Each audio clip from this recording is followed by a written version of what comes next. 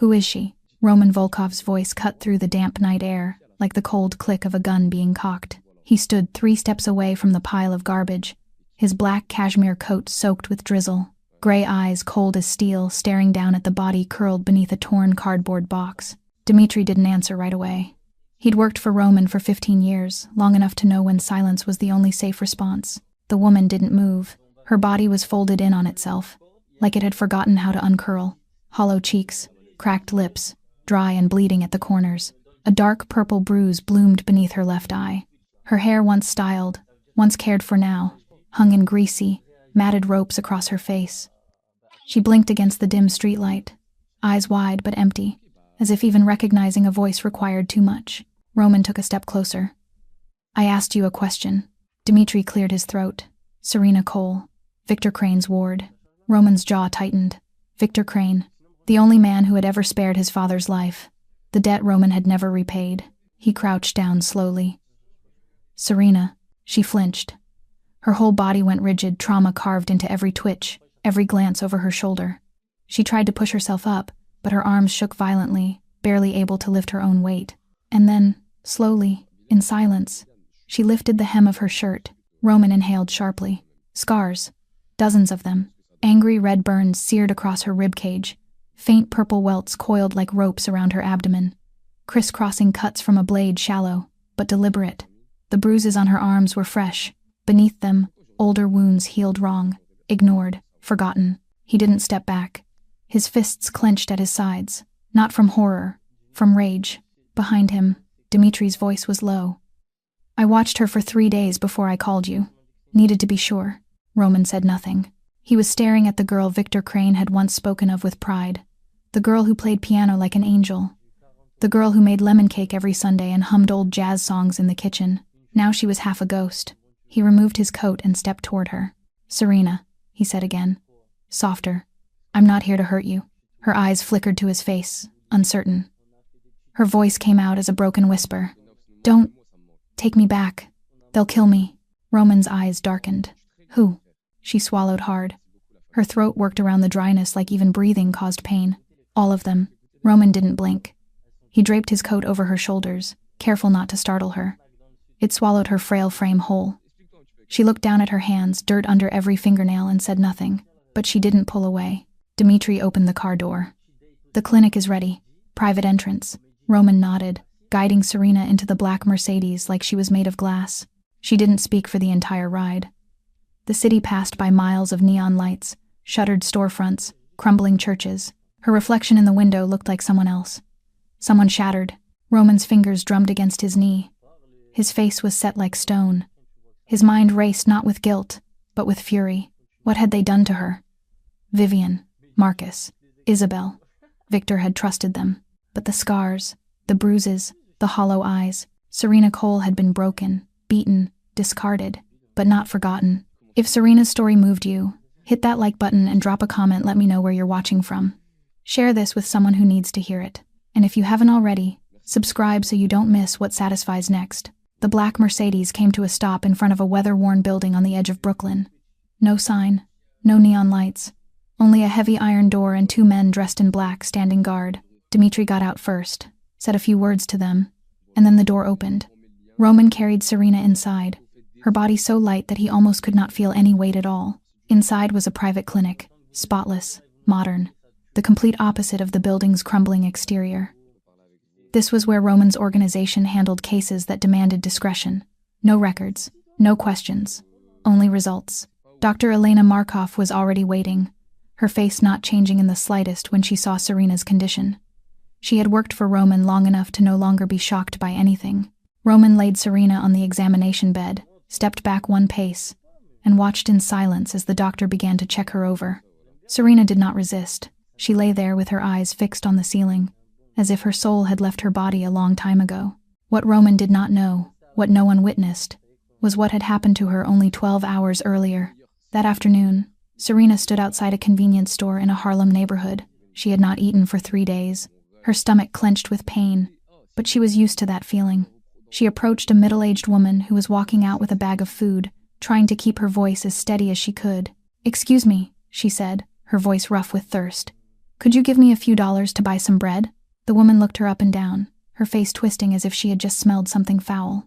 Go somewhere else, she hissed. Addict, do not hang around here. Serena was not an addict. She had never touched drugs, but she had stopped explaining long ago. No one wanted to hear it. She kept walking, along streets that grew darker as the sun went down. She asked a few more people. Some ignored her. Some cursed at her. One man in a green pickup truck threw half a can of beer at her, laughing loudly when it struck her shoulder, the beer soaking into the only thin layer of clothing she had. Night fell. Serena found a quiet corner of an alley, sat down, and pulled her knees to her chest. She tried to close her eyes, tried to find a few minutes of rest, but footsteps echoed. 3 of them, young, maybe not yet 20, they came toward her, laughing, their eyes lighting up when they saw her. One yanked the torn, battered handbag from her. Another shoved her to the ground. She tried to fight back, but she was too weak, too hungry, too exhausted. A punch to the face, a kick to the stomach. Her head slammed against the brick wall behind her. Then darkness swallowed everything. That was where Dmitri found her. He had been watching her for 3 days on Roman's orders, after receiving a confidential tip about a woman wearing a Crane family ring wandering the streets of New York. Now, in the clinic, Dr. Markov finished her examination. She stepped outside to where Roman was waiting, his face cold as ice but his eyes boiling. "How is she?" he asked. Dr. Markov looked at her notes, her voice level, yet each word landed like a blade. Severe malnutrition, dehydration, mild infection in several wounds. The 4th and 5th ribs on the right show signs of old fractures, healed improperly. Cigarette burns on her arms and back. A cut on her abdomen, shallow but deliberate, leaving a permanent scar. Roman said nothing. His hand tightened into a fist, blue veins rising under the skin. Dr. Markov hesitated. "Mr. Volkov," she said, her voice lower. "These injuries span years. This is not an accident. This is systematic abuse." Roman's jaw locked. Before she was on the street, who did she belong to? Victor Crane's family. The name hit Roman like a bullet straight through the chest. Victor Crane, the only man who had ever spared his father's life. Roman sat alone in his office on the top floor of the building he owned in Manhattan. The room was submerged in darkness, lit only by the city's glow spilling in through a vast wall of glass. He did not turn on a light. He did not need to. Darkness was where his thoughts sharpened, where everything became clear. In front of him, on a desk of black oak, lay the photograph Dmitri had just handed him. Serena Cole, 10 years earlier, standing beside Victor Crane at a birthday party. A 17-year-old girl in a white dress, smiling brightly. Victor's hand rested on her shoulder, the old man's eyes heavy with pride. Roman studied the picture, then lifted his gaze to the window. The girl in the photograph and the woman lying in his clinic were 2 entirely different people. One was overflowing with life, the other was almost already dead. The door opened. Dmitri walked in, a folder in his hand. He did not need to be invited. After 15 years working together, those formalities had become meaningless. "I have preliminary information on the Crane family," Dmitri said, setting the folder on the desk. Victor Crane, 68, withdrew from all activity 5 years ago. He now lives in seclusion in a mansion outside Chicago. The eldest son is Marcus Crane, 40, managing most of the family's assets. His wife is Vivian Ashford, 38, the daughter of a powerful legal family. Victor's daughter is Isabel Crane, 34, living in the main estate with her family. Roman listened, but his mind drifted back 20 years. He was 16. His father, Alexei Volkov, was a Russian immigrant businessman, trying to build a life in New York, but he had crossed Victor Crane's territory by accident, at a time when Crane was one of the most powerful mafia bosses in the Northeast. On a winter night, they came. 4 black cars parked in front of the house. Men in long coats stepped out, guns tucked against their bodies. Roman remembered, with painful clarity, the feel of his mother's hand clamped tight on his shoulder, the 2 of them standing in the corner of the living room, trembling. His father knelt on the floor, hands bound, his face bruised purple from the beating. Victor Crane walked in, tall and commanding, eyes sharp as blades. He looked down at Roman's father, then turned his gaze to Roman and his mother. The silence stretched on. Then Victor spoke, his voice low and cold. "I do not kill innocent people. You did not know what you were doing when you touched my territory. I accept that." He signaled his men to untie Roman's father. "But remember this," Victor continued, staring straight into Roman's father's eyes. "This is a debt, One day, your son will pay it back. Then they left. Not a single shot, not a single drop of blood. Only a debt hanging over the Volkov family like a blade suspended in the air. Roman's father died of heart disease 10 years later, never getting the chance to repay it. But Roman remembered. He remembered every detail. Victor Crane's eyes that night, the sound of his voice, and the promise he left behind. Now, 20 years later, Victor Crane's adopted daughter was lying in Roman's clinic. Her body marked with scars, her spirit shattered. Someone inside the Crane family itself had done this to her. Roman rose and walked to the window, staring out at the city at night. Millions of lights flickered below, but he saw nothing except the image of Serena's scars. He pulled out his phone and dialed. When the call was answered, he spoke briefly. "Gather everyone. 30 minutes. The wine cellar." Then he hung up and turned to Dmitri. "I want to know everything about the Crane family. Finances, real estate, connections, daily routines. Who comes, who goes, who meets whom. Follow them 24/7. Do not miss a single thing." Dmitri nodded. Then he asked, his voice low, "What is the plan, boss?" Roman turned back from the window, his eyes darkening like a sky before a storm. "Victor Crane saved my father's life. I never repaid that debt." He paused, jaw clenched hard. "Now his daughter is dying in my clinic. Someone did this to her, and whoever they are." His eyes were ice cold. "They have just made themselves my enemy." 3 days passed. Serena lay motionless on the hospital bed, given fluids, fed through a tube, tended by strangers whose names she did not know. She sank into a fevered, heavy sleep, sometimes whispering names no one understood, sometimes crying without waking. Then, on the morning of the 4th day, she opened her eyes. The harsh white light made her squint. The smell of disinfectant rushed into her nose. The steady beep of machines tapped at her ears. Serena did not know where she was. She knew only one thing. She had to run. Her heart fluttered out of rhythm. Her breathing came fast and broken. She tried to sit up, but her body would not obey. Weak as if the bones had been hollowed out of her, she rolled to the edge of the bed, her feet touching the cold floor, trying to stand, but her knees buckled. She fell, yanking the IV line with her, and the saline bottle crashed to the floor with a sharp clatter. The door flew open. A woman in a white coat hurried in, worry on her face. She said something in English, her voice gentle, trying to soothe, but Serena did not hear her. She saw only the woman's hand reaching out, moving toward her, and Serena screamed, "Do not touch me." Her voice went high and panicked, like an animal cornered with nowhere left to go. She curled into herself, her back pressed to the wall, both hands over her head, her whole body shaking. "Do not touch me. Do not touch me. Do not." The nurse stopped and backed away, hands lifted as if in surrender. She turned her head toward the door, as if waiting for someone. And then Serena saw him. A man stood in the doorway, tall, broad-shouldered, wearing a black suit without a tie. His hair was dark brown, slightly wavy, and his eyes were gray, the color of a sky before a storm. His face was cold, rigid as if carved from stone, yet there was no threat in his gaze, only attention. Waiting. He did not come in. He did not take another step. He simply stood there, watching her from a safe distance, as if he understood that any sudden movement might shatter what was left of her. The nurse quietly left the room, closing the door behind her. Only 2 people remained. The silence stretched. Serena stared at him, chest heaving, her eyes still wild. "Who are you?" she asked, her voice rough. "What do you want from me?" "My name is Roman Volkov," he answered, calm, low, and even. "I found you 3 nights ago, dying in an alley." Serena swallowed. "I do not have money. I do not have anything. I do not want your money. I want the truth. The truth." Serena laughed, a bitter, empty sound. "The truth about what? About what happened to you. About the scars on your body. About why Victor Crane's adopted daughter is half dead in the trash." At the sound of that name, Serena went rigid, her eyes widened, fear braided with confusion. "You know my father. I owe him a debt," Roman said, "from a long time ago. And I never forget what I owe." Serena said nothing. She folded in on herself even more, as if trying to make herself invisible. She did not trust him. She did not trust anyone. Every time she trusted someone, she was betrayed, beaten, thrown out. Roman watched her for a long time. Then, slowly, he drew an old photograph from his jacket pocket and placed it on the small table beside the bed.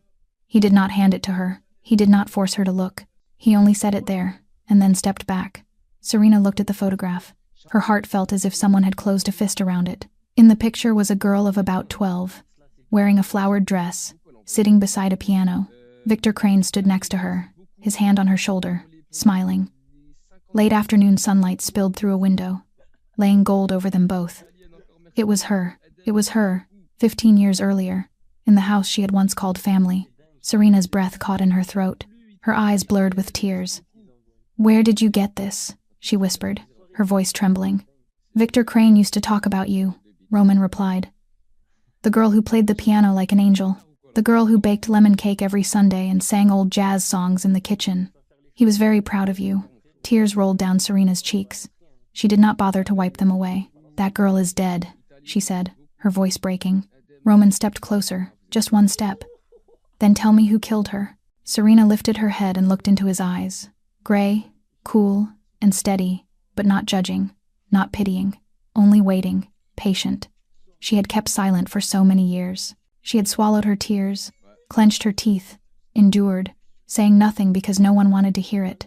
But this man wanted to hear it. And for the first time in years, Serena began to tell her story. Serena sat on the hospital bed, her back against the pillows, her thin hands laced together in her lap. Roman sat in a chair a few steps away, close enough to hear her, far enough that she would not feel threatened. Dmitri stood in the corner of the room, silent, taking notes in a small notebook. Late afternoon sunlight slipped through a sheer curtain, laying faint bands of light across the floor. Serena drew a deep breath, and then she began to speak. 15 years earlier, she was 12, living at St. Mary's Orphanage on the outskirts of Chicago. She did not remember the faces of her birth parents, only that they had left her at the gate of a church when she was only a few months old. She grew up behind cold walls, among dozens of other children who had been abandoned the way she had. She learned how to be invisible, how not to draw attention, how not to expect anything. Then one day, Victor and Catherine Crane came. Catherine was the first woman who looked at her as if she were a human being, not a number in a file. She had softly waved brown hair, warm amber eyes, and a smile that made the whole room brighten. She sat down beside Serena and asked if she liked music. Serena nodded, shy. Catherine took her hand and said that at home she had a piano, and she would teach Serena to play if she wanted. A week later, Serena left the orphanage, sitting in the Crane family's luxury car, her heart pounding with fear and hope. Their home was larger than anything she had ever imagined.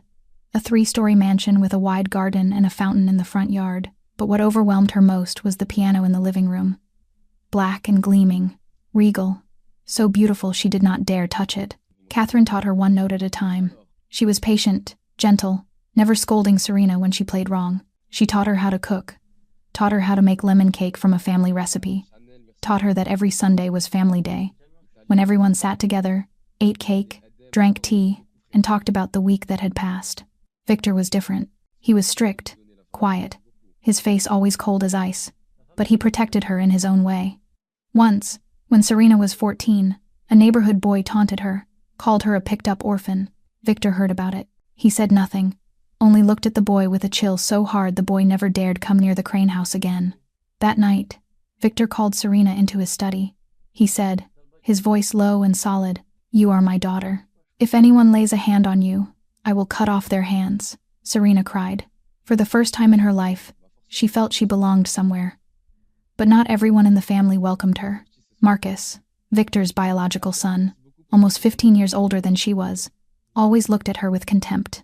Isabel, Victor's daughter, was not openly hostile, but she was never friendly either. They treated Serena as if she were a decoration Catherine had brought home, something that would be thrown away when the novelty wore off. Then Marcus married Vivian Ashford. From the very first meeting, Serena could feel the danger coming off that woman. Vivian was beautiful, refined, born into a powerful family of attorneys. But her eyes were cold as a snake's, and when she looked at Serena, they were filled with disdain. Vivian did not hide her hatred. Once, when they were alone in the kitchen, Vivian leaned close to Serena and whispered, "You are just a servant renamed as an adopted daughter. Do not pretend you belong here." Catherine protected Serena. She was a shield between Serena and the hostility of the others. But 3 years earlier, she was diagnosed with late-stage cancer. 6 months later, she died. Serena still remembered the last night at Catherine's bedside. Catherine held Victor's hand, her voice weak but urgent. "Protect the girl. Do not let them hurt the girl," Victor promised. But after Catherine was gone, He collapsed. He locked himself in his room, saw no one, spoke to no one. He withdrew from everything, including protecting Serena. And Vivian seized the chance. Serena stopped, her voice catching. She looked down at her hands, her thin fingers trembling. Roman watched her, his face unreadable, but his eyes darkened. After Catherine died, he asked, his voice low, "What happened?" Serena lifted her head, her eyes rimmed with red, but no tears left. She had cried too much already. Now there was only emptiness. After Catherine died, she said, "They moved me down to the basement."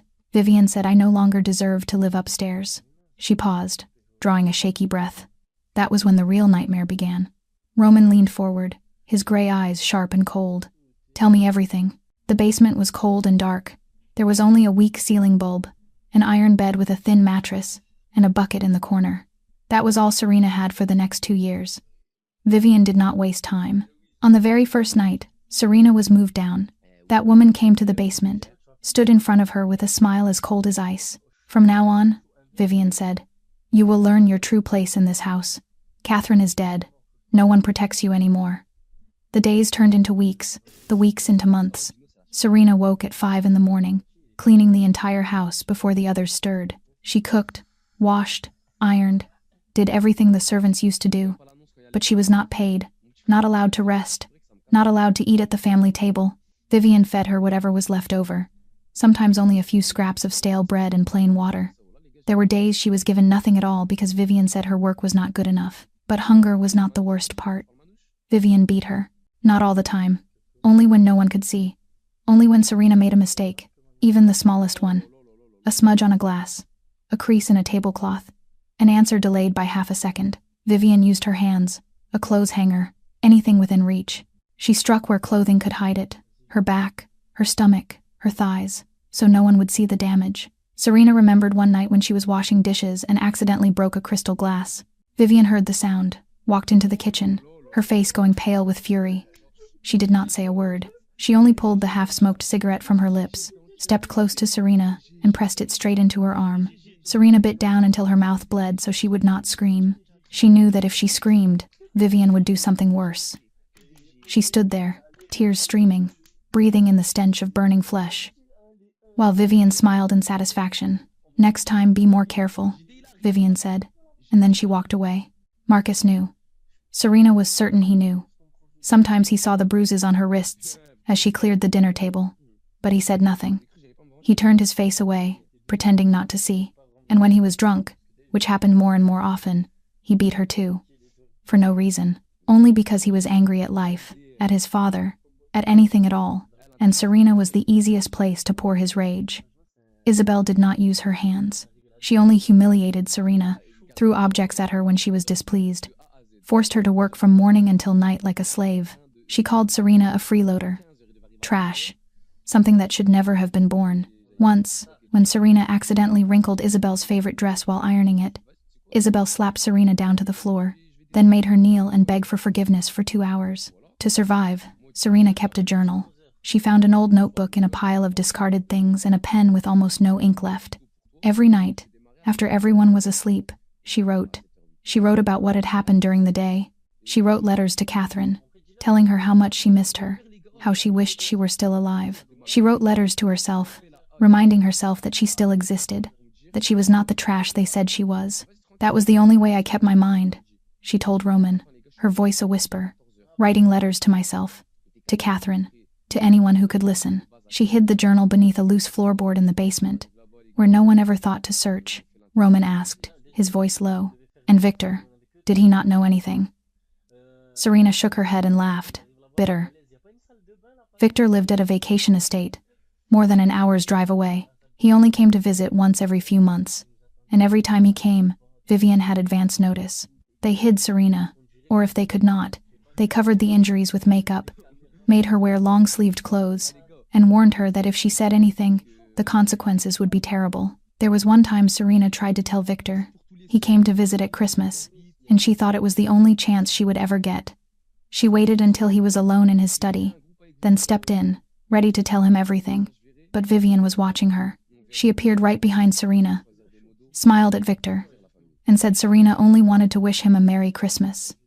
Then she led Serena out, That night, Vivian beat Serena until she passed out. She said, "If you ever open your mouth again, I will make sure you disappear forever, and no one will ever find your body." And I believed her, Serena said, looking at Roman with empty eyes. I knew she could do it. Roman's hand tightened into a fist on the arm of the chair, blue veins rising beneath his skin. "Why did you not run?" Serena laughed, bitter, hollow. "Run where? I had no money, no papers. Vivian kept everything. My passport, my identification, my birth certificate. She made sure I could not exist without them." Serena lifted her head and looked straight into Roman's eyes. "I have been in prison for a long time. The basement was only the cell. 6 months earlier, Vivian decided it was time to end the game. She had tormented Serena for 2 years, but it was no longer enough. She wanted to push Serena out of that house for good, and she needed a perfect excuse to do it without anyone suspecting. She found that excuse in Victor's safe. Catherine's diamond jewelry set, a necklace, a pair of earrings, and a bracelet, with a total value of nearly $2 million. It was the wedding gift Victor had given his wife, and after Catherine died, it was kept like a sacred keepsake. Vivian knew the safe code because Marcus had let it slip by accident when he was drunk. One night, when the whole house was asleep, she took the jewelry set out, wrapped it in a silk scarf, and then slipped down into the basement. Serena was sleeping, worn out after a day of work. Vivian placed the scarf beneath Serena's bed, where it would be easy to find but would look as if it had been hidden. Then she waited. A week later, Victor came to visit. It was the perfect occasion. Vivian waited until dinner, when the entire family sat around the table, and then she began her performance. She pretended to be worried, said that lately some items in the house had gone missing, that she did not want to suspect anyone but she could not help noticing. Victor frowned and asked what had been taken. Vivian hesitated, said she did not dare say it because she was afraid it would hurt him. Marcus sat still, saying nothing, but his eyes dropped to his plate, avoiding everyone's gaze. Isabel looked curious, tilting her head as she waited. Victor demanded that Vivian speak plainly. She drew a deep breath, then said Catherine's jewelry set had disappeared from the safe. Victor's face went pale. He stood up and hurried to his study, opened the safe. Empty. When he came back to the dining room, his eyes were red with rage and grief. "That was my wife's keepsake," he roared. "Who did this?" Vivian stepped forward, put her hand on Victor's shoulder, her voice gentle but heavy with implication. "I think I know who, but I do not want to believe it. I tried to ignore it, tried to give her a chance." "Her?" Victor asked, eyes narrowing. Vivian turned her head toward the staircase that led down to the basement. Victor understood. He went down, with Vivian behind him. Marcus and Isabel stood on the stairs, watching like an audience at a play that had already been staged. Serena was on her knees scrubbing the floor when the basement door opened. She looked up and saw Victor standing there, his face cold as ice. Behind him was Vivian, her serpent eyes gleaming. Serena knew something terrible was about to happen. Victor did not say a word. He walked to Serena's bed, bent down, and searched. His hand touched the silk scarf. He pulled it out, opened it, and the diamond jewelry glittered under the weak yellow light. Victor's face crumpled. "Serena," he said, his voice thick. "What is this?" Serena's heart felt as if someone had squeezed it shut. "I did not take it. Dad, please.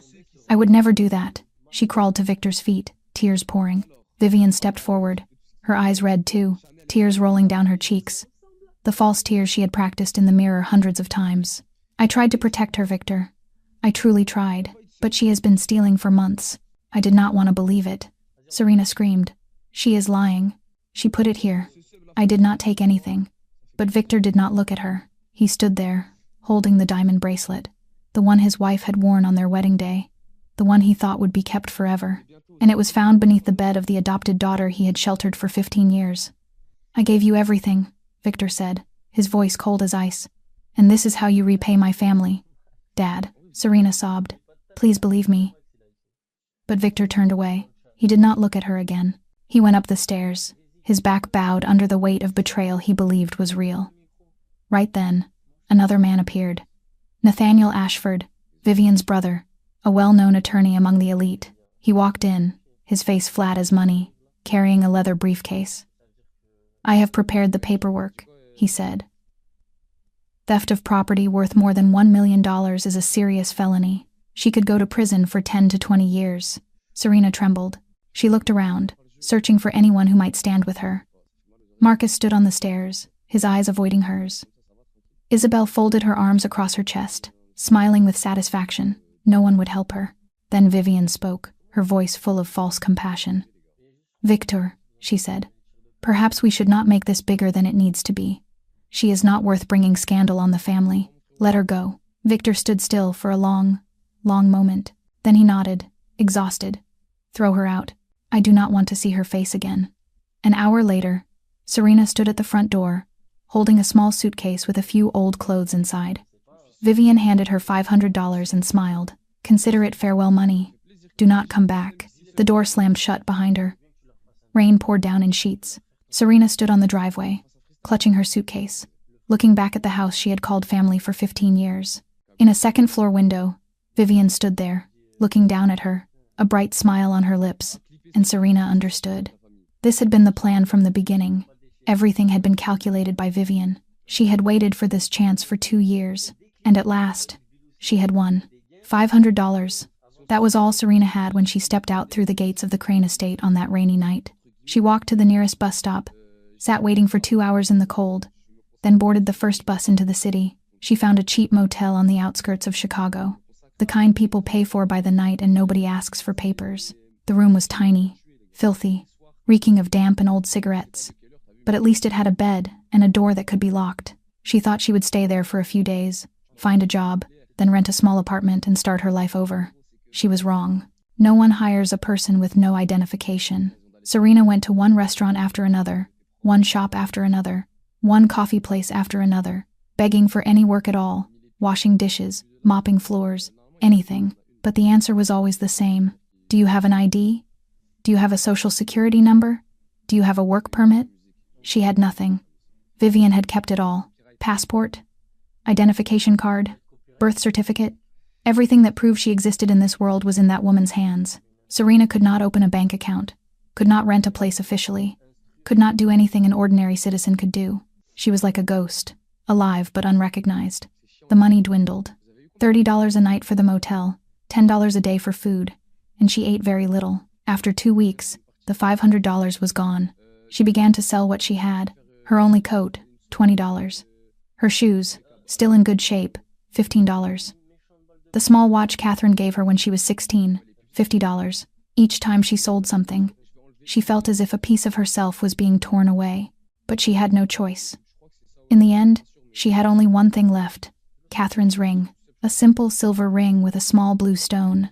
Not worth much money, but Catherine had worn it her whole life and passed it to Serena before she died. Serena had kept it hidden in her coat pocket through the 2 years she was imprisoned in the basement, never letting anyone know. And now, even starving to the point of dizziness, even cold to the point she could not feel her toes, she would not sell it.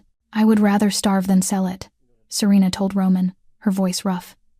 "It is the only proof I ever had a mother." She left Chicago after a month, not for any specific reason, only because she could not stay in the city where the Crane family lived. She climbed onto a long-distance bus, spending her last bills, and headed east, Cleveland, Pittsburgh, Philadelphia. Every city was the same, the looks of contempt, doors slammed shut, nights spent on a park bench until security chased her away. In the end, she reached New York, the city of dreams. But for her, it was only a massive maze of dark alleys and indifferent faces.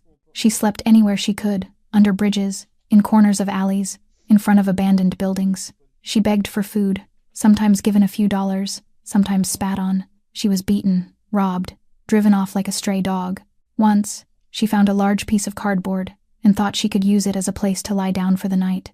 A group of other homeless people came, took it from her, kicked her into a gutter. She lay there, staring up at the pitch-black sky, and wondered why she was still trying to live. Maybe death would be easier. Maybe she should let go. But every time she thought that, she touched the ring in her pocket, and she remembered Catherine. She remembered how Catherine taught her that life was precious, that no matter how hard it became, there was always hope. So she kept living, kept breathing, kept walking on feet that no longer felt like her own. Until that night, until the group of young men attacked her in the alley, until she passed out and thought it was over. And then, Serena said, her voice dropping to a whisper, "You found me." Silence filled the room. Roman did not move. Dmitri had stopped taking notes a long time ago, his pen hovering above the page. Serena looked at Roman and waited for him to say she was lying, waited for him to throw her out like everyone else. But Roman rose. He walked to the window and looked out at the city at night. His voice was cold as ice. I have heard enough. Serena shrank back. You do not believe me. Roman turned around. His eyes flared with something she did not recognize. Not pity, not doubt. It was rage.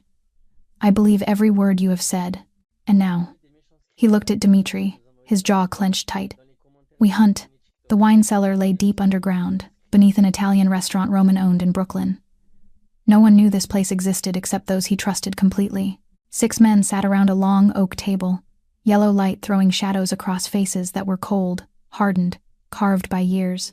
This was Roman's closest inner circle. The men who had followed him from the earliest days, the men who would die for him without asking why. Roman stood at the head of the table, both hands braced on the wood, his eyes moving from one face to the next. We have 4 targets, he said, his voice low and clear. Vivian Ashford, Marcus Crane's wife, Marcus Crane, Victor's eldest son, Isabel Crane, Victor's daughter, and Nathaniel Ashford, Vivian's brother, a lawyer. I want to know everything about them, where they go, who they meet, what they spend money on. I want to know what they eat for breakfast, and who they sleep with. Do not miss a single thing. He assigned specific tasks to each man. 2 would shadow Vivian and Marcus. 2 others would follow Isabel and Nathaniel. The 5th would dig into the Crane family's financial records. The 6th would reach out through underworld connections to see if anyone knew anything about unusual dealings. The meeting ended. One by one, the men left, dissolving into the night like ghosts. Only Dmitri remained. 3 days later, Dmitri brought the first information. The Crane family is in serious financial trouble, he reported, setting a thick stack of documents on Roman's desk. Marcus spends money like water, yachts, cars, casinos. He lost around $500,000 gambling over the past year. Vivian is addicted to shopping, designer handbags, jewelry, clothes. She has spent more than $300,000 on shopping alone in the past 6 months. And Victor? Roman asked. Victor has completely withdrawn, Dmitri answered. He handed control of the assets to Marcus 2 years ago, and Marcus is burning it down. They sold 2 properties in the past year to pay debt, but it still is not enough. Roman nodded, thinking. Anything else? Dmitri hesitated. There is something interesting. I know someone in the underground jewelry world. He says someone sold a very expensive diamond set about 3 months ago. The description matches Catherine Crane's jewelry. Roman's eyes flashed. Take me to him. Mikhail's jewelry shop sat in a narrow alley in Brighton Beach, the heart of Brooklyn's Russian community. From the outside, it looked like an ordinary pawn shop. But in the back was where Mikhail handled deals that sunlight never got to see. Roman and Dmitri walked in. 2 soldiers followed and took position at the door. Mikhail was a middle-aged man, obese, bald, with shifty eyes like a rat's. When he saw Roman, his face drained of color. Mr. Volkov, he stammered, forcing a smile. How can I help you? Roman did not answer. He pulled out a chair and sat across from Mikhail, both hands resting on the table. The diamond jewelry, he said, as calmly as if he were talking about the weather. Catherine Crane. Who sold it to you? Mikhail blinked. I do not know anyone named Crane. I do not know what jewelry you mean. Roman watched him for a long moment. Then he gave a small nod. The 2 soldiers behind Mikhail stepped in, grabbed him, and pressed him down onto the table.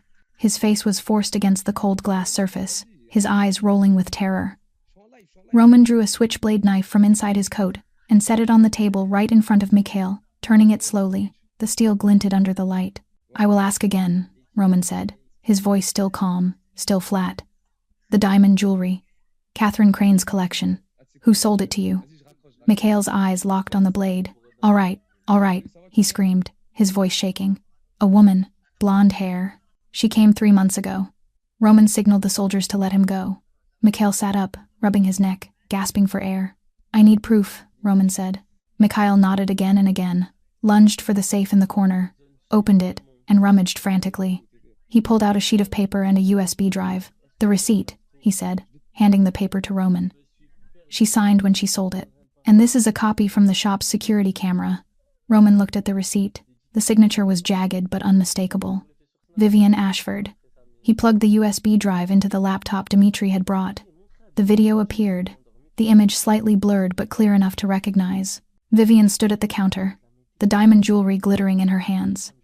She smiled and said something to Mikhail, then signed the receipt. Roman smiled. a cold smile that did not reach his eyes. Now we are making progress. He slipped the receipt into his pocket, then looked at Mikhail. What else do you know about the Crane family? Mikhail hesitated, licked his lips. There is one more thing. That woman did not come alone. She came with a man, a lawyer. They talked when they thought I could not hear them. Roman tilted his head. What did they say? They talked about getting rid of someone. An old man. Someone who was in the way. Roman went very still. Victor. Mikhail nodded, his face ashen. They are planning something very big. That night, at 3 a.m, 4 dark shapes moved through the wide garden of the Crane estate like ghosts. Dmitri had confirmed earlier that the family was vacationing in Aspen, leaving only 2 aging guards and a housekeeper asleep in the detached quarters. Roman did not take part in the break-in himself. He sat in a car parked 2 blocks away, watching through a small screen linked to the camera on Dmitri's chest. His team were professionals, former special forces, former agents, men who could enter and leave any building without leaving a trace. They disabled the security system within 90 seconds. The back door opened without a sound. The 4 men split up, each in a different direction, searching for evidence according to the list Roman had prepared. Dmitri went straight down to the basement. He had heard Serena describe the place she used to live, and he wanted to see it with his own eyes. The stairs leading down were narrow and dark, the air damp and heavy with mildew. When the flashlight swept across the room, Dmitri stopped. The room was as small as a box, gray concrete walls, no windows, a rusted iron bed with a mattress so thin it was almost nothing.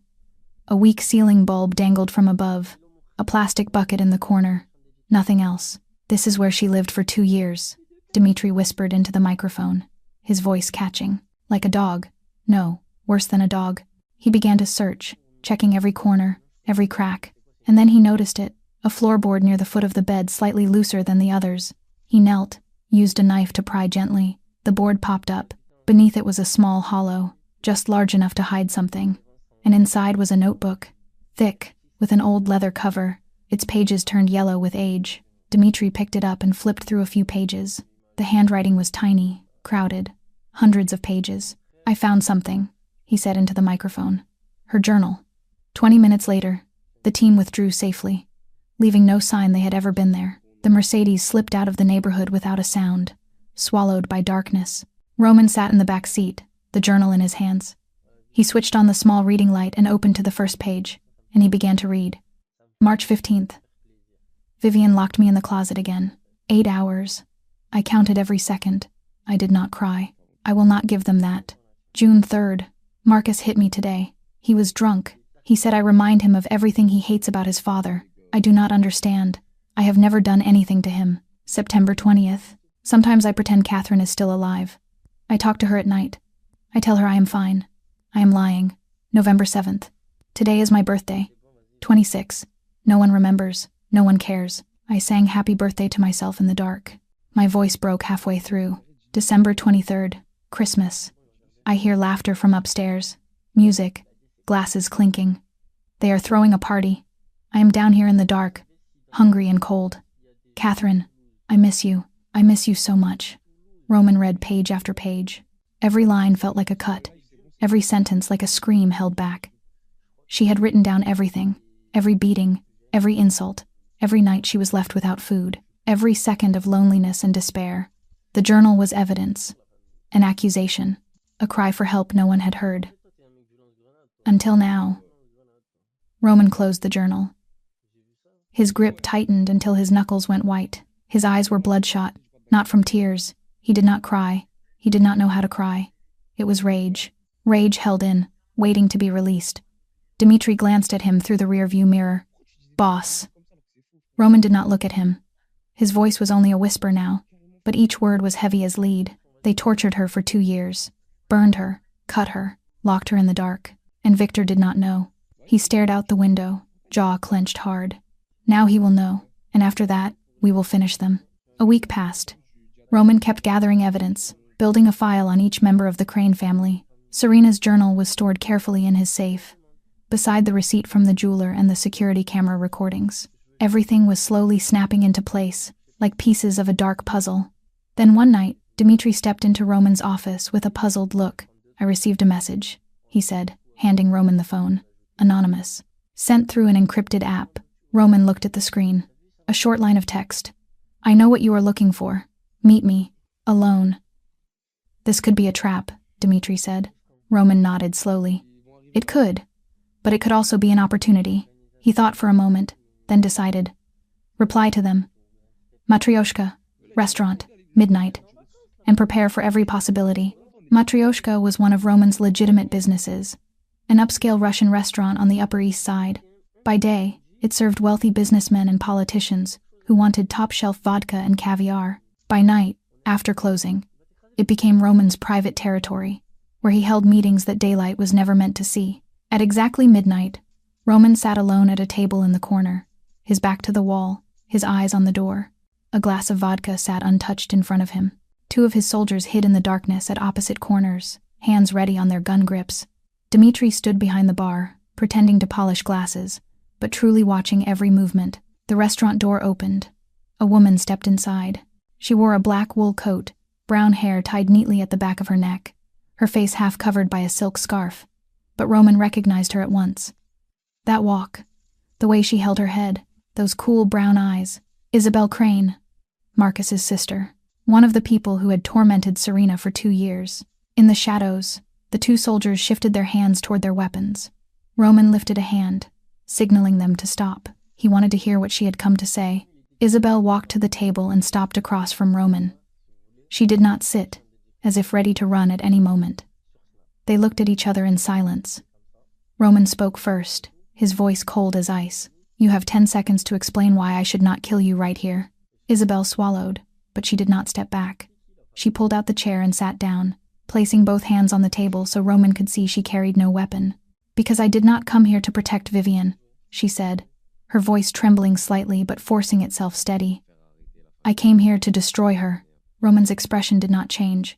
Why should I believe you? Because I know what she is planning, and it is worse than what she did to Serena. Speak. Isabel drew a deep breath. Vivian and Nathaniel, her brother, are planning to declare my father legally incompetent. They have hired a doctor, prepared forged documents. Once Victor is declared incapable, they will take control of all his assets. Roman listened, his face still carved from stone. Anything else? Isabel looked him in the eye. And if that plan does not work, they will kill him. A heavy silence fell over the room. Roman did not move, but in his mind everything was rearranging into a complete picture. The conversation Mikhail had overheard in the jewelry shop, getting rid of someone, an old man, someone in the way. Now he understood. Why are you here? He asked. You are part of them. You watched them torture Serena, and you said nothing. Why would you betray them now? Isabel lowered her head, her shoulders shaking. Because Vivian threatened me. She said either you stand with me, or you are next. I know she was not joking. I saw what she did to Serena. I know what she can do to me. She lifted her head, her eyes red. I am not a good person, Mr. Volkov. I know that. I am a coward. I watched them torture Serena, and I stayed silent because I was afraid. I was afraid of Vivian, afraid of losing my place in the family, afraid of everything. But now that fear has come back to threaten me, and I do not want to die. I do not want to end like Serena, thrown into the street like trash. So I chose to betray before being betrayed. Roman watched her, measuring every detail, the frightened eyes, the trembling hands, the broken cadence of her voice. She was not lying. She was here out of fear, out of survival instinct, not conscience. But that did not matter. Motive did not matter. Only outcomes mattered. Will you testify? He asked. Against your sister-in-law, against your brother. Isabel nodded, tears spilling down her cheeks. I have no other choice. Vivian is a monster, and I have been her accomplice for too long. Her voice caught. This is the only way I can live with myself. Roman leaned back and studied her for a long moment. Then he nodded. Then welcome to the right side, Isabel. Now tell me everything. After the meeting with Isabel, Roman had everything he needed. Evidence, a witness, and a plan, slowly taking shape inside his mind. But before he moved, he needed one more person on his side. Victor Crane. Victor's retreat sat outside Chicago, on the shore of Lake Michigan, far from the city's noise. It was where he had withdrawn after Catherine died, where he tried to outrun grief by locking himself inside solitude. Roman drove there alone in the late afternoon, as the sun lowered behind the trees and stained the water a fierce red-orange. He carried a leather briefcase packed with the things that would shatter Victor Crane's world. The guard at the gate recognized the name Roman Volkov and called inside. A few minutes later, the iron gates swung open. Roman drove up the gravel path and stopped before a 2-story mansion built in a classic style. Victor was sitting on the porch, staring out across the lake. He looked much older than the photographs Roman had seen, hair gone white, shoulders bent, a face carved deep with the wrinkles of age and sorrow. The eyes that had once been sharp as blades were now dull, tired. When Roman climbed the steps, Victor lifted his head. Surprise flickered across his face, then quickly settled into curiosity. "Roman Volkov, the son of the man I spared," Victor said, his voice rough, yet still carrying a trace of the authority of a man who once ruled an underworld empire. "You have done well for yourself. I hear you are the boss of the entire Northeast now." Roman nodded, wasting no time. "I came to repay the debt, Victor, but first, you need to see this." He set the leather briefcase on the table and opened it. Inside lay Serena's journal, a folder of photographs, a USB drive, and a small voice recorder. Victor frowned, looking at the items in confusion. "What is this?" Roman did not answer. He took out the journal and placed it in Victor's hands. "Read it." Victor opened the notebook and began to read. At first he skimmed, not understanding what he was looking at. Then, little by little, as he recognized the familiar handwriting, as he grasped what those lines were saying, his face began to change. His hands started to shake, his eyes widened, his lips moved, but no sound came. March 15th. Vivian locked me in the closet again. 8 hours. June 3rd. Marcus hit me today. September 20th.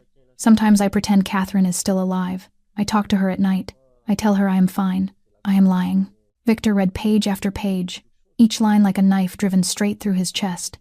Tears began to slide down his wrinkled cheeks, but he did not stop. He read until he could not read anymore, until the words blurred before his eyes.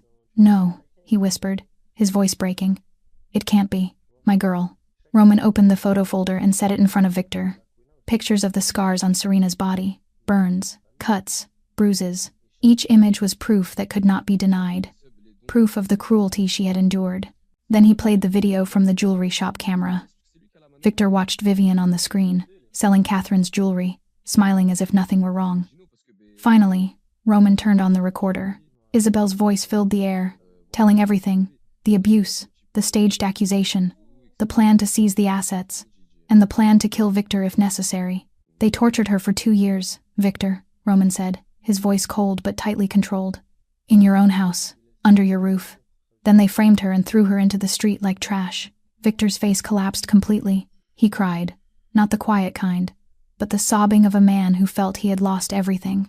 "I believed them," he choked out. "I believed Vivian. I threw her out. With my own hands." His voice caught. "Where is she? Where is my daughter?" "Safe. With me." Victor lifted his head, his eyes full of desperation. "Take me to her, please.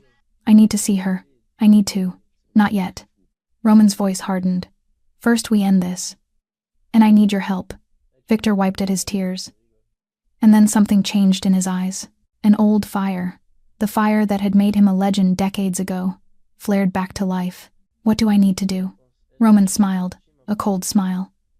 "I need you to invite your family to dinner. One final reunion dinner." Victor understood. A trap. They would walk into it themselves, and once they were inside, they would never walk out again.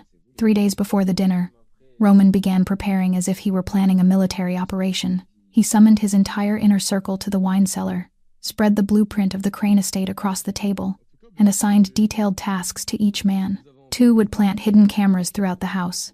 In the living room, the dining room, the hallways, even the corners no one ever thought to check.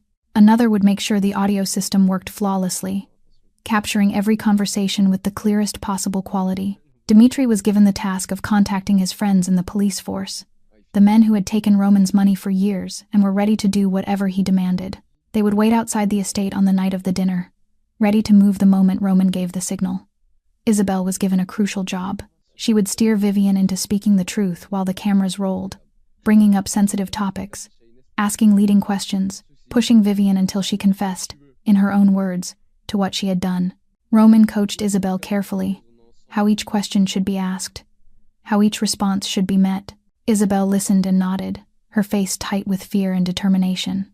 She knew this was her only chance to step out of Vivian's shadow, and she would not miss it. After the meeting ended, Roman drove to the clinic where Serena was recovering. She looked much better than she had when he found her. A hint of color back in her cheeks, more light in her eyes, though bruises still lingered on her arms, not fully healed. She was sitting by the window, staring outside, when Roman walked in. "You do not have to do this," Roman said, stopping a few steps away. "You can stay here. I will handle everything." Serena turned and shook her head.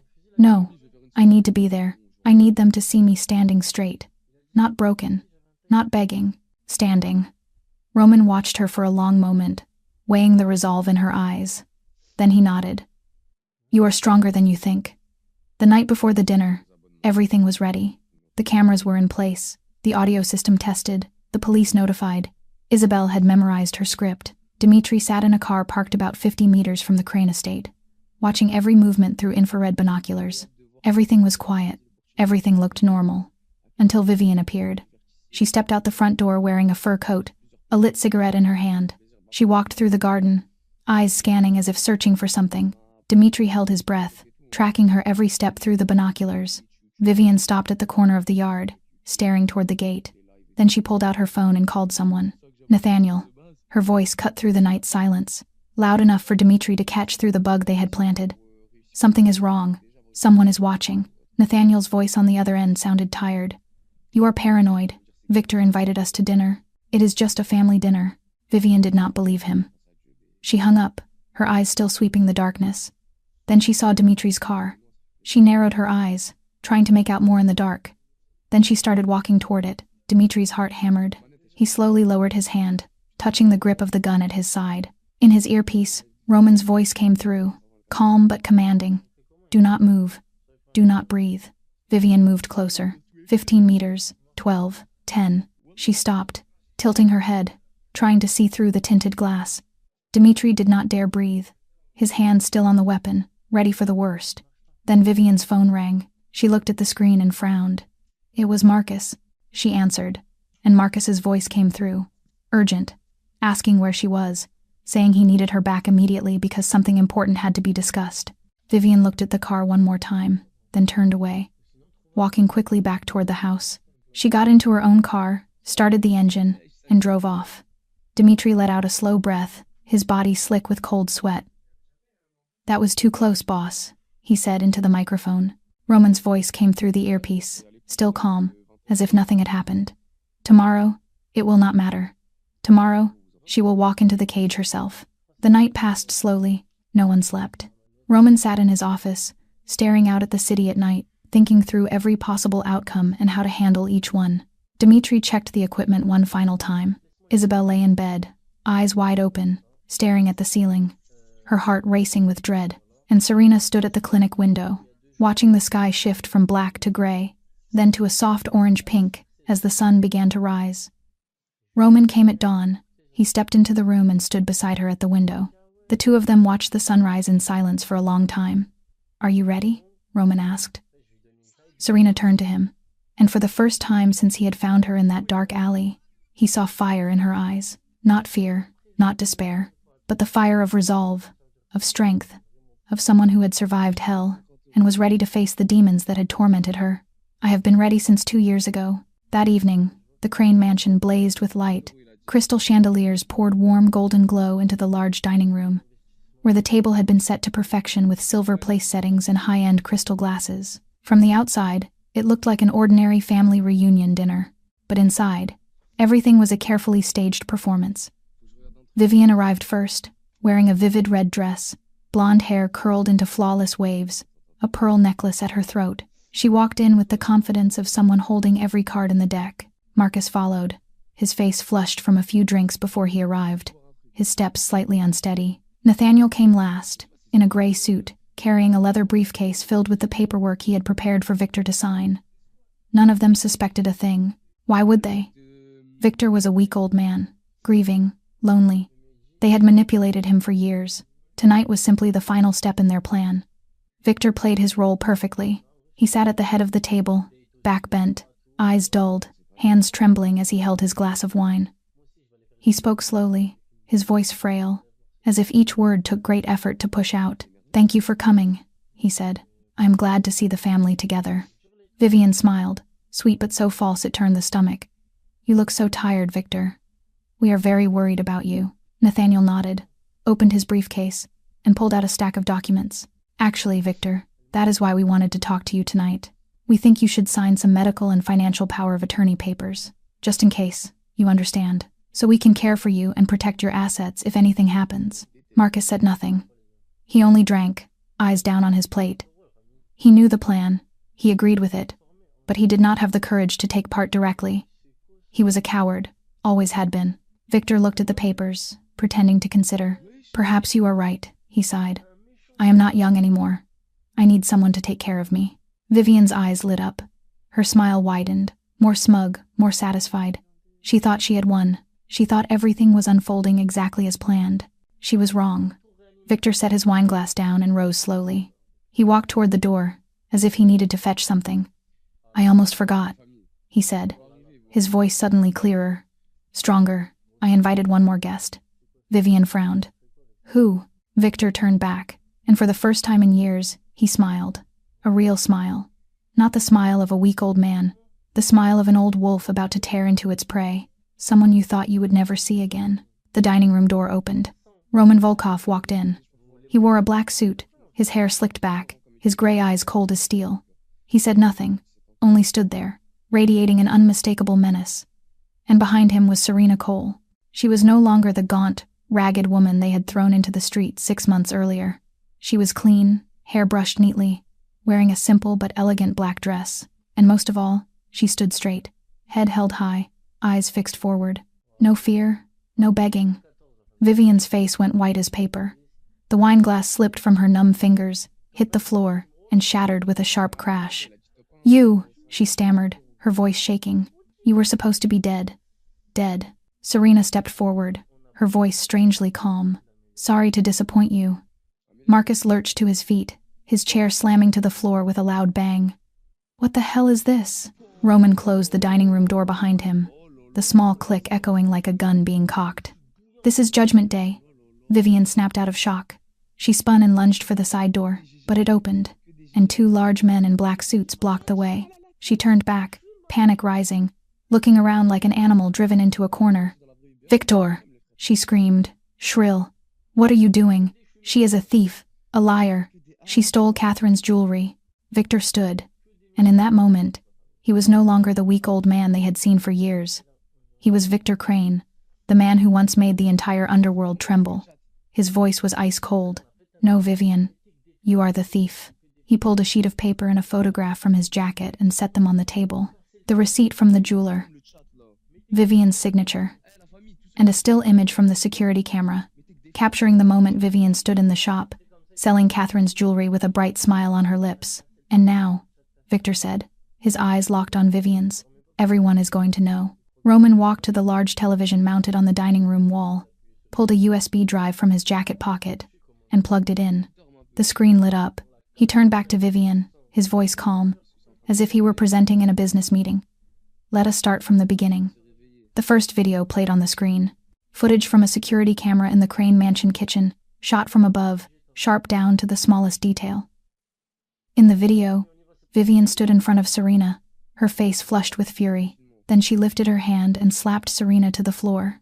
Serena tried to get up, and Vivian kicked her in the stomach.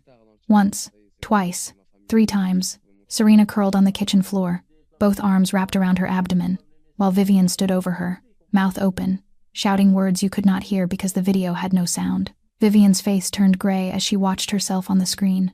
She stammered, "That is fake." "She is manipulating you, Victor." Roman did not bother to answer. He switched to the next video. This time it was inside Mikhail's jewelry shop. Vivian stood at the counter, the diamond set glittering in her hands. She smiled and said something to Mikhail, then signed the receipt. The date and timestamp were unmistakable. Only 3 months after Serena had been thrown out, with the accusation that she had stolen this very jewelry. Then Roman picked up Serena's journal, opened it, and began to read aloud. His voice filled the dining room, which had gone silent as a grave. March 15th. Vivian locked me in the closet again. 8 hours. I counted every second. I did not cry. I will not give them that. June 3rd. Marcus hit me today. He was drunk. He said I remind him of everything he hates about his father. December 23rd. Christmas. I hear laughter upstairs. Music. Glasses clinking. They are throwing a party. I am down here in the dark, hungry and cold. Stop, Vivian shrieked, her voice high and raw. This is fabricated. She wrote it to frame us. She is a liar. Roman pulled out his phone and pressed play. Isabel's voice rang out in the room, clear and trembling. I saw everything. Vivian hit Serena almost every day. She starved her, locked her in the basement, pressed cigarettes into her skin. Marcus hit her too, whenever he was drunk. And me, I knew everything, and I did nothing. We framed Serena for stealing the jewelry to throw her out. And now Vivian and Nathaniel are planning to have my father declared legally incompetent to seize his assets. If that does not work, they will kill him. Everyone in the room turned to look at Isabel. She stood in the corner, her face pale, but she did not step back. Marcus lurched to his feet, his face white as a corpse. It was all Vivian, he shouted, panic in his voice. I did not know anything. She forced me. Vivian snapped around, her eyes blazing with rage. Coward, she screamed. You hit her too. You think I did not see. You think they do not know. Marcus froze, his mouth hanging open. His own wife had just destroyed him. Nathaniel said nothing. He only edged backward toward the back door, trying to slip away without anyone noticing. But the moment his hand touched the knob, 2 of Roman's men were already there. They grabbed him and slammed him to the floor with a heavy thud. Isabel stepped out from the corner and faced her family, her body shaking, but her voice firm. I am sorry, but I can't be part of this anymore. Vivian howled like a madwoman. Traitor, after everything I have done for you. Everything you have done. Isabel's voice broke. You turned me into a monster, just like you. Victor stood, old and weary, but in this moment he rose like a mountain. His voice shook, but it carried power, echoing through the room. Vivian, Marcus, you are not my family anymore. You tortured my daughter. You plotted to steal my inheritance. You were ready to kill me. He turned to Serena, his eyes filled with tears. She is the only family I have now. The front door opened. 2 police officers walked in. The friends Dimitri had contacted earlier. Vivian Ashford, Marcus Crane. Nathaniel Ashford, one of the officers said, his voice flat, like reading from a script. You are under arrest. Vivian screamed and fought as they cuffed her. This is not over. You will pay for this. Serena stepped forward, calm, cold, free. She stood in front of Vivian and looked straight into the eyes of the woman who had tormented her for 2 years. No, Vivian. You are the one who has paid. Vivian was led out of the dining room in handcuffs, still screaming like someone gone mad. Her glossy blonde hair was now a tangled mess, and the eyes that had once been cold as a snake's were bloodshot with rage and fear. She fought, twisting to break free from the grip of the 2 officers, but they held her tight like iron clamps. Marcus did not resist. He cried, tears and mucus running down his pale face. He dropped to his knees in front of Victor, hands clasped as if he were praying.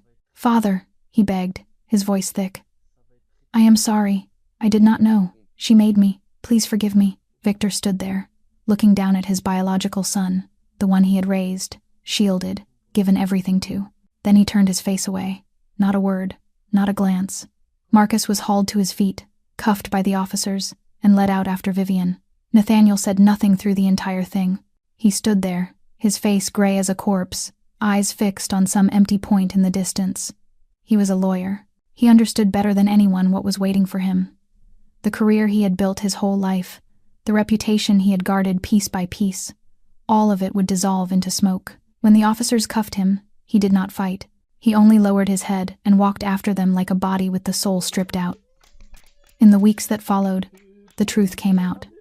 All of it. The press covered the case as a scandal that rocked Chicago's upper class. The Crane family, once seen as one of the city's most powerful, became the center of public disgrace. Vivian was charged with a long list of crimes: physical abuse, unlawful confinement, conspiracy to seize assets, and conspiracy to commit murder. The evidence against her was too clear, too detailed, to leave her defense attorney much room to maneuver. The trial lasted 3 weeks and ended with a sentence of 25 years in prison. Marcus tried to save himself by testifying against his wife. He told everything, pinned it all on Vivian, painted himself as a victim who had been manipulated. But the evidence in Serena's journal and Isabel's testimony proved he had been an accomplice as well. He was sentenced to 5 years in prison for aiding and abetting, and for failing to report a crime. Nathaniel had his law license revoked immediately. The state bar opened an investigation into him and uncovered more financial fraud he had committed throughout his career. He faced separate prison time for those crimes. His career and reputation shattered beyond repair. Isabel was spared because she cooperated with investigators. She was not prosecuted, but Victor cut her out of the inheritance and barred her from the house. She left Chicago right after the trial, said to have gone to a small city on the West Coast, trying to start over from nothing. The night Vivian was taken from the Crane estate, a police car sat out front, red and blue lights flashing in the dark. Vivian was marched outside, hands cuffed behind her back, hair limp, her red dress wrinkled and torn. She saw Serena standing on the steps, and her eyes flared with hatred. "You think you have won," Vivian hissed, her voice poisonous as venom. "You are nothing. You will always be nothing." Serena looked at her for a long moment. Then she walked down the steps, slowly, unhurried. She stopped in front of Vivian, leaned in, and spoke softly into her ear. "You are right. I am nothing. You made sure of that. But nothing has a funny way of surviving, and I am still here. While you..." She glanced at the police car. "You are the one who is gone now." Vivian could not speak. She was shoved into the car. The door slammed shut. The engine turned over. The car rolled away, the red and blue lights flashing farther and farther, dimmer and dimmer, until they disappeared into the night. Serena stood on the driveway, watching until there was nothing left to see. She drew a deep breath. The night air was cold and clean, nothing like the damp, rotten air of the basement she had endured for 2 years. Behind her, Victor's voice came, gentle and shaking. "Serena." She turned. The old man stood in the doorway, tears streaming down his wrinkled face. "Can you forgive your father?" Serena looked at him, the man who had saved her from the orphanage, who had given her a home, and then thrown her away when she needed him most. She did not answer. Not yet. But for the first time, she did not walk away. 6 months passed. Serena lived in a small apartment in Manhattan, provided by Victor. The apartment was not large, only 1 bedroom, a living room, and a small balcony that looked out over the city. But it was hers. For the first time in her life, she had a place that truly belonged to her. She went to therapy twice a week, sitting in Dr. Morrison's quiet office, learning how to speak about what had happened, learning how to face the memories instead of burying them. The nightmares were still there, and sometimes she still woke in the middle of the night, drenched in sweat, her heart racing. But they came less often, and she was learning to trust again, little by little, one person at a time. The scars on her body were still there. They would never disappear completely, but she did not hide them anymore. When she wore short sleeves outside, when the burns and cuts showed, she did not lower her head in shame. They were part of her, proof of what she had survived, and she would not let them define her as a victim anymore. One Sunday afternoon, the doorbell rang. Serena opened the door and found Victor standing there. He had aged a great deal in 6 months, hair gone completely white, his face carved deeper with the wrinkles of age and regret. But his eyes were brighter, no longer dull and exhausted the way they had been before. He held a box in his hands, and when he opened it, Serena recognized the familiar scent. Lemon cake, Catherine's recipe. "I made it myself," Victor said, his voice slightly trembling. "I know it is not as good as your mother's, but I wanted to try." Serena looked at the cake, then looked at him. She let him in, set the cake on the table, and poured 2 cups of tea. They sat facing each other in silence for a long time, neither of them knowing where to begin. Finally, Victor spoke. "I do not deserve your forgiveness." Serena looked at him, looked at the man who had saved her from the orphanage when she was 12, who had given her a family, then failed to protect her when she needed him most, and was now trying to make amends. "No, you do not deserve it." Victor's face fell, pain written into every line. "But I am not forgiving you for you," Serena continued, her voice calm but firm. "I am forgiving you for me, because I refuse to carry your guilt any longer. That burden is yours, not mine." Victor nodded, tears sliding down his cheeks. "I understand." "Do you really understand?" Serena asked. "Then prove it. Not with words, with actions." Victor offered to give her everything, all his assets, the mansion, the companies, the bank accounts, everything. But Serena refused. She did not need his wealth. She accepted only enough to carry out a plan she had held close for a long time. a plan that had taken shape in her mind during the long nights in the dark basement, when she promised herself that if she survived, she would do something that mattered. That afternoon, after Victor left, Roman came. Their relationship had changed. He was no longer her rescuer, and she was no longer his victim. They were allies, friends, equals. Roman sat in the chair Victor had just vacated and looked at Serena with quiet curiosity. "So what now?" he asked. "You have money. You have freedom. What will you do with it?" Serena smiled, a real smile, her first in years. "I am going to build something. A place for people like me. People who have no one. People who think they are invisible." Roman nodded. "If you need anything, you have done enough. More than enough." She paused and looked at him. "But thank you for believing me when no one else did." Roman's expression softened, only for a moment. Some debts are worth paying. He stood and walked toward the door, but before he stepped outside, he stopped and turned back to her. "What will you call it? The place you are building?" Serena looked out the window, at the city stretched below, at the future she was finally free to shape. Catherine House, after the name of the only mother I ever had. 1 year later, an old mansion outside Chicago was brought back to life. The building had sat abandoned for years, but now it had been completely restored. Painted a bright, clean white, with large windows that welcomed sunlight, and a lush green garden filled with flower beds in every color. At the gate, a brand new sign had been hung, gold lettering on a gentle blue background. Catherine House, a safe place for survivors. The opening ceremony took place on a beautiful sunny autumn day. Dozens of people were there, donors in sharp suits, volunteers with radiant smiles, reporters with cameras and microphones, and most importantly, the women and children Catherine House had helped during its earlier pilot phase. Victor stood beside Serena, scissors in hand to cut the ribbon. He had grown older, his back more bowed, but his eyes shone with pride. This was how he atoned, not with empty words, but with real action. He had funded most of the construction costs and pledged to continue supporting Catherine House for many years to come. Roman stood farther back, blended into the crowd, not needing recognition. He did not need attention. He only needed to know his debt had been paid, and that the woman he had found in a dark alley years before now stood tall, shining like a lighthouse. After the ribbon was cut, Serena stepped up to the podium. She looked out at the crowd, drew a deep breath, and began to speak. 2 years ago, I slept in an alley. I had no name, no identity, no hope. I thought I was invisible. I thought no one would ever see me again. She paused, looking at each face in the crowd. But someone did see me. Someone found me in the dark and refused to leave me there. And today, I stand here, not as a victim, but as a survivor. Not as someone who was saved, but as someone ready to save others. Applause rolled through the garden. Catherine House is not only a shelter, Serena continued, her voice ringing out with strength. It is a promise that no one, not one woman, not one child, will ever have to be invisible again. Not while I am standing here. Not while this place exists. 2 years later, Catherine House had become a temporary home for more than 200 women and children who had been abused. Serena became a voice for those without a voice, appearing on interview programs, writing for magazines, receiving awards from human rights organizations. But none of that mattered as much as what she saw every day. Faces once filled with fear, now learning to smile. Children who once curled into corners now running and laughing. Women who once believed they had no worth finding their trust in life again. Late one night, when Catherine House had fallen asleep, Serena sat by the window in her office, looking out at the quiet garden under the moonlight. On the desk in front of her lay Catherine's ring, the small silver band with the blue stone she had guarded through her darkest years. Beside it was a letter she had just finished writing. To Vivian, she wrote, I forgive you.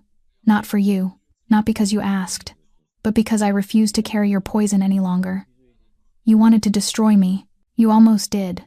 But here is what you never understood. Broken things do not always stay in pieces. Sometimes they become something new, something stronger, something more beautiful. You are in prison. I am free, and I will never think about you again. Serena. She folded the letter, stood, and walked to the fireplace. The flames crackled, giving off a gentle heat. She placed the letter into the fire and watched it catch, curl, and turn to ash. She smiled. This was the final release. A soft knock sounded at the door. She turned and saw a little girl standing in the doorway, about 7 years old, wearing pink pajamas, a book held tight to her chest. It was Lily, one of the children living at Catherine House. the daughter of a mother who had escaped a violent husband. "Miss Serena," Lily said, her voice small and careful.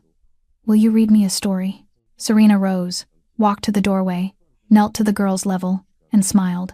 "Of course, sweetheart. What story would you like?" Lily lifted the book. The story about the little girl who found her home. Serena's eyes shone. That was her favorite story too. She took Lily's hand and led her down the hallway to the common room, where the other children were waiting. Outside the window, dawn was breaking. A new day, a new beginning. Serena Cole had been broken, beaten, thrown away, forgotten. But she was not destroyed, because there are survivors. Survivors who pass through fire and do not simply escape. They rise, and they light the way for others. Serena's story teaches us that no matter how far life pushes us into the darkest depths, no matter how we are hurt and betrayed by the very people we trusted, there is always hope. Forgiveness is not forgetting what happened. It is freeing yourself from the weight of the past. And true strength is not found in revenge, but in turning your pain into a flame that shines for others. If this story touched your heart, please press the like button and share this video with those who need to hear that survival is absolutely possible. Please subscribe to our channel so you do not miss the next moving stories. We would love to know how you feel about this story. Have you ever faced hard situations in life? Did Serena's story bring something up in you? Please leave a comment below. Share what you feel from the deepest part of your heart. We are always listening and we cherish every opinion. Finally, we wish all of you watching this video good health, a life filled with joy and peace each day. Thank you for walking with us. Goodbye, and see you in the next video.